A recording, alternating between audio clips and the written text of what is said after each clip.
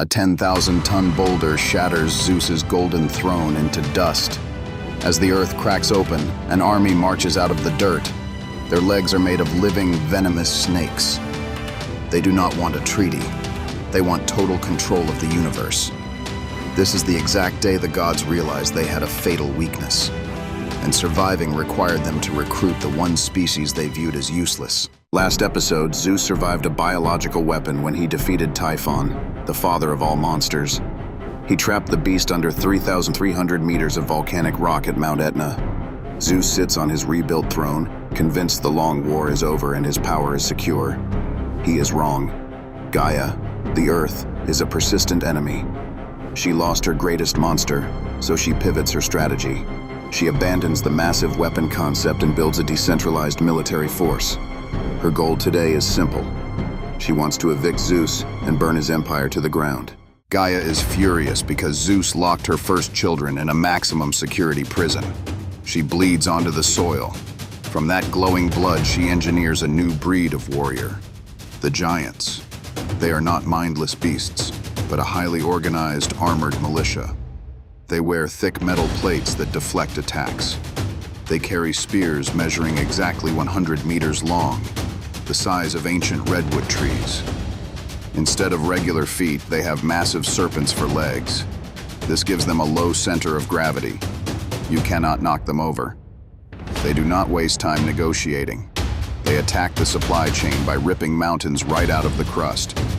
They stack Mount Pelion directly on top of Mount Ossa. They are building a physical rock staircase straight into the sky. They are coming for the throne room. Zeus looks at the approaching threat and tells his siblings to grab their weapons. It is time for another brutal war. But then, the ancient Moirai, the Fates, deliver a fatal system error. Zeus charges his master lightning bolt and aims directly at the leading giant.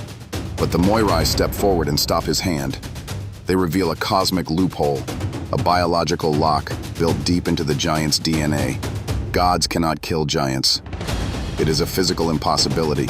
A god can blast a giant with 100 million volts of electricity or drop a mountain on a giant's head, but the giant will simply heal and stand back up. The gods lack the specific authorization required to terminate them. There is only one way a giant dies. The final killing blow must be delivered by a mortal. Zeus is stunned. He is the supreme ruler of the cosmos, but his power is useless here.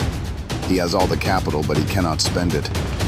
The giants know about this loophole, and they laugh as they climb the mountain staircase. They are immortal against the immortals. Zeus needs to outsource the violence. He needs an independent contractor. He needs a human. Zeus looks at his limited options and finds his mortal son, Heracles. Heracles is half god and half human, making him a walking weapon of mass destruction. Crucially, he still has mortal blood pumping through his veins. Zeus recruits him immediately, drafting a military alliance where gods and mortals fight on the exact same side. The battle begins. It is a slaughter, but it requires synchronized teamwork. The first target is Alcyoneus, a giant who possesses a secondary geographical loophole. He is immortal as long as he is touching the soil of his homeland, Pallene. Realizing the strategy requires more than brute force to bypass this defense system, Heracles tackles the 50-meter monster.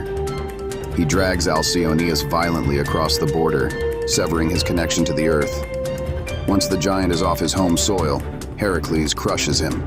The rest of the divine family enters the slaughter. Apollo, the master sniper, shoots another giant in the left eye. The giant falls hard, but due to the biological loophole, he does not die. Heracles sprints across the battlefield and shoots the giant in the right eye with an arrow coated in lethal hydra poison.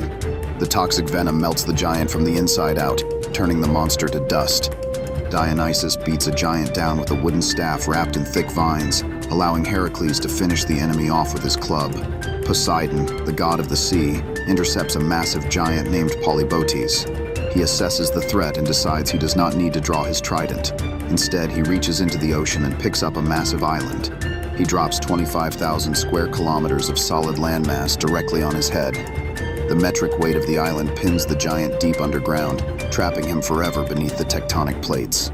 Then comes the final boss, Porphyrion, the undisputed king of the giants. Porphyrion ignores Zeus and walks straight toward Hera, the queen. He decides to humiliate Zeus by attacking his wife in front of the army. Zeus loses his mind. He unleashes a concentrated beam of pure plasma, striking Porphyrion in the chest at exactly 30,000 degrees Celsius. The blast blinds the continent. The giant falls heavy to his knees. His armor melts into liquid metal and his flesh burns away. But because of the biological loophole, his skeleton keeps moving forward. He is still breathing. Heracles steps right out of the smoke. He draws his heavy bow, and as the string snaps back, the Hydra-poisoned arrow pierces the giant's throat. The king of the giants falls dead. The chain of command breaks instantly, causing the surviving giants to scatter in fear. The gods hunt down every last one. The defense is flawless, and the earth has lost the war. Gaia retreats deep into the earth, broken by the realization that her own creations require human executioners. The gods won the war, but the Moirai designed this mortal loophole for a very important reason. The ancient Greeks engineered this concept to solve a major political problem. If gods are all-powerful, they do not need us. If Zeus can solve every problem with a lightning bolt, humans are useless. We are just a passive audience watching the sky. The Gigantomachy changes the operating structure of the universe by establishing a permanent law of mutual dependence.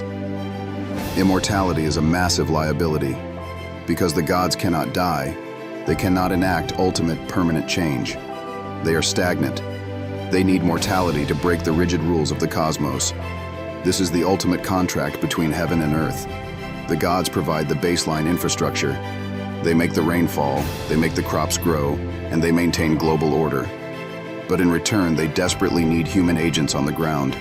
They need mortals to fight their wars, solve their disputes, and feed them with constant worship. They care about us because they mathematically have to. We are the critical loophole, the assassins they cannot legally hire. If you were Zeus, would you trust a mortal to save your empire? Let me know in the comments. Without mortals, the gods lose the throne. This establishes the permanent operational strategy of Greek mythology going forward. Gods will always manipulate humans, because humans are the most valuable, limited asset in the universe. Zeus won the war, but he learned a terrifying lesson. No king is invincible. He sits alone in his empty throne room, paralyzed by paranoia. He remembers how he overthrew his own father, and he remembers how his father overthrew his grandfather. The cycle of violent succession is a mathematical certainty. Then, he gets a terrifying new prophecy. His first wife, Metis, the goddess of wisdom, is currently pregnant.